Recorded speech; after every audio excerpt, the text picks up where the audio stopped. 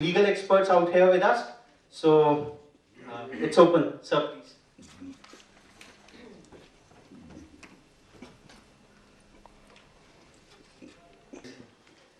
There is a utter haste with which institutions are coming up.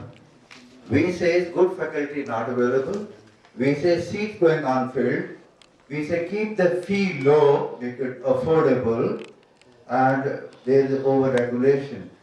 So when the number game is such, we say 25% of the engineering graduates out of 15 lakhs quoted are employable, are deployable. So, if that is the so, are we reaching for numbers? Are we asking for employment? With degree in hand and no job, this youth will be creating more restlessness than happiness. So there is a time to consider quality first and the number later. If we keep on opening colleges and universities, and don't keep putting hard money to buy the land and build a world-class institution, and pay very high salary to get good faculty, and still the seats are vacant, then what are we looking for? So slow down on institutions, have less control on the fee. You can't have a very low fee and very high salary to get good faculty. It is also a dichotomy that we say what we don't mean and probably we mean what we don't say.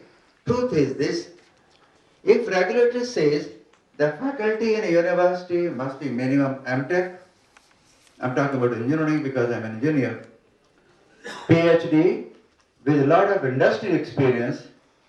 Now if you want to have industry experience and you want them to be MTech and PhD or world class, then you have to pay them very high. The fee is very low. So either way you go, you neither have a good faculty. If IIT is having 40% faculty vacancy going, forget about the northeast part of IITs, then what happened to the private institutions which are coming up? So there is a time to slow down on over-ambition to create millions of engineers in 3 years' time with no quality. Thank you.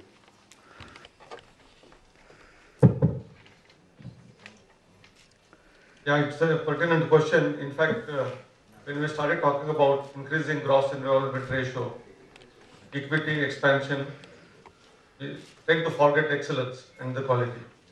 One of the important things is there was a center called Nodal Center for Manpower Requirements.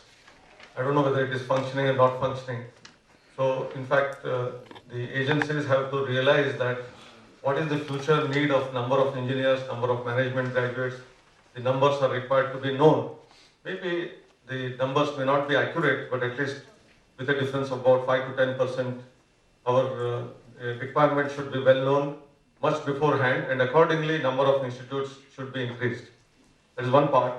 But with a democratic society and with large number of people with aspirations, I think we cannot stop education to the masses. That is very much important, and therefore, increasing the number of colleges has its own relevance, but at what time we should stop, that Lakshman Rekha we have forgotten, and that's where the problem arises. I think we need to understand that the expansion is a must, but while expansion is going on, equity is also equally important. That means, as you rightly said, if there are large number of unemployed engineers, there will be chaos. There will be similar chaos if certain sections of the society are not reflected. They are not allowed to enter into the higher education sector. And therefore, that is also the need of the hour.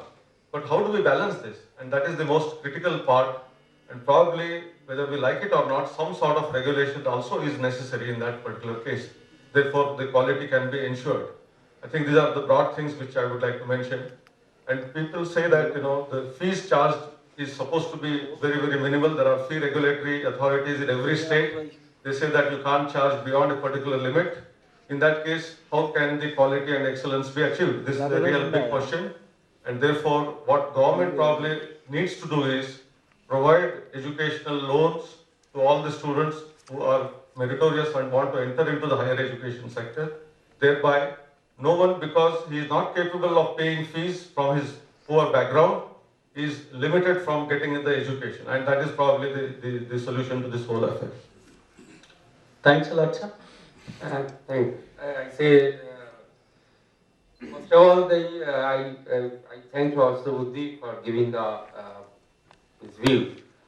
First of all, the quality is inversely proportional to the, in my opinion, is inversely proportional to the fees.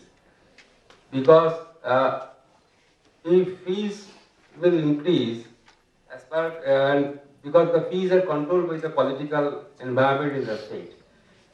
So therefore, the fees is, if fees are more, and then good quality of students will come, may not be.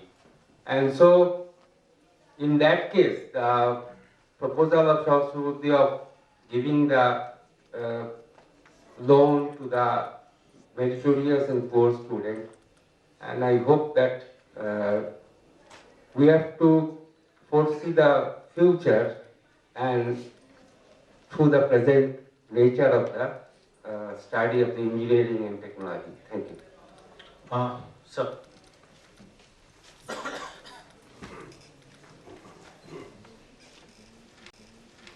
Good morning, I am Yogesh Moore, Chairman IIT Meerut. Money has been